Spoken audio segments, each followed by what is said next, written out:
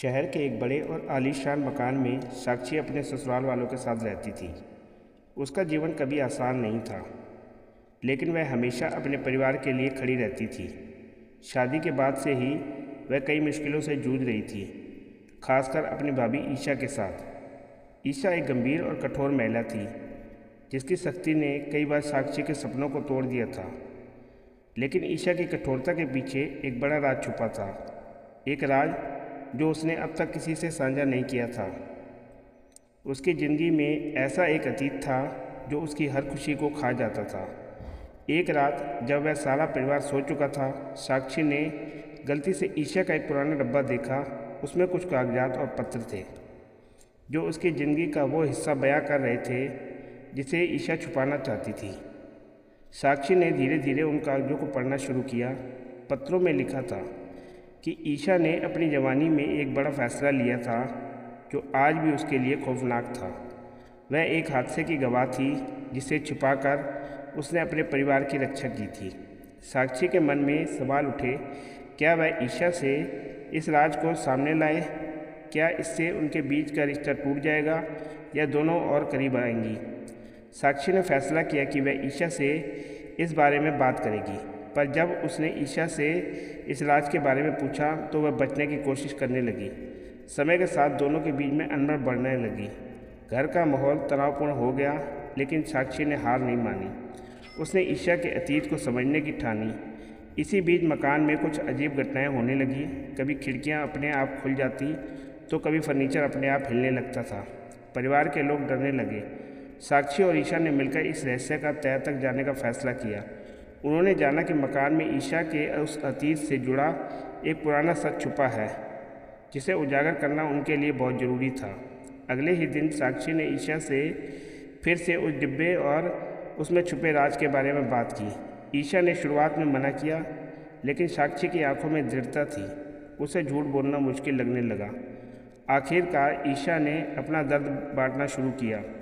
साक्षी, उसने धीरे धीरे, मेरे अतीत तुम्हारे सामने लाना मेरे लिए आसान नहीं था। जब मैं जवान थी तब मेरे परिवार के साथ एक हादसा हुआ था, एक ऐसा हादसा जिसने मेरी ज़िंदगी ही बदल दी। मैंने कुछ छुपाया ताकि कोई और घायल ना हो। ईशा ने बताया कि वह उस दुर्घटना की गवाह थी जिसमें उसके परिवार का एक सदस्य मौत के घाट उतरा था। उस हादसे के पीछे एक बड़ा षड्यंत्र था जिसे वह सामने लाने से डरती थी। साक्षी ने उसकी बात ध्यान से सुनी और कहा, हम साथ हैं, इस सच का सामना हम दोनों मिलकर करेंगे। फिर दोनों ने मिलकर पुराने दस्तावेजों और सबूतों की जांच शुरू की।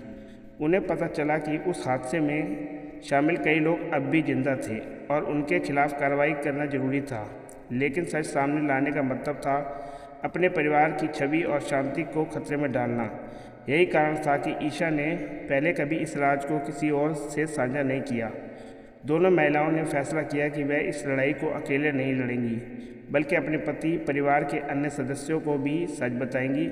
जैसे जैसे सच बाहर आता गया, परिवार में अलग अलग प्रतिक्रियाएं हुई। कुछ लोग ईशा के साहस की तारीफ करने लगे तो कुछ लोग उसे दोषी ठहराने लगे।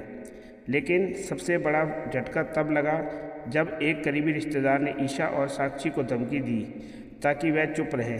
अब साक्षी और ईशा को न केवल अपने अतीत से लड़ना था, बल्कि वर्तमान की चुनौतियों से भी, जो उनके लिए खतरा साबित हो सकती थी। साक्षी और ईशा के सामने अब दो रास्ते थे, एक झुकना और अपने परिवार की खातिर उस सच को दफनाना, दूसरा हिम्मत दिखाकर उस अंधकार को उजागर करना। दोनों ने मिलकर फैसला किया कि वह सच्चाई से भागेंगे नहीं। उन्होंने अपने पति और सबसे भरोसेमंद परिवार के साथ सदस्यों को पूरी कहानी बताई। शुरुआत में कुछ सदस्यों ने उन्हें समझने से इनकार किया, लेकिन जब सबूत सामने आए तो सब उनकी हिम्मत और ईमानदारी की सराहना करने लगे। परिवार के एकजुट होने से साक्षी और ईशा को नई ताकत मिली, परंतु उनका संघर्ष अभी खत्म नहीं हुआ था। धमकियों और विरोध के बीच भी वह अपने मकसद पर अड़िग थी। धीरे धीरे स्थानीय पुलिस ने मामले की जांच शुरू की और दोषियों के खिलाफ कानूनी कार्रवाई हुई।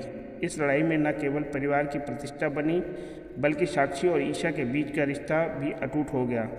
वह समझ गई कि रिश्तों में न प्यार बल्कि भरोसा और साहस भी जरूरी होता है।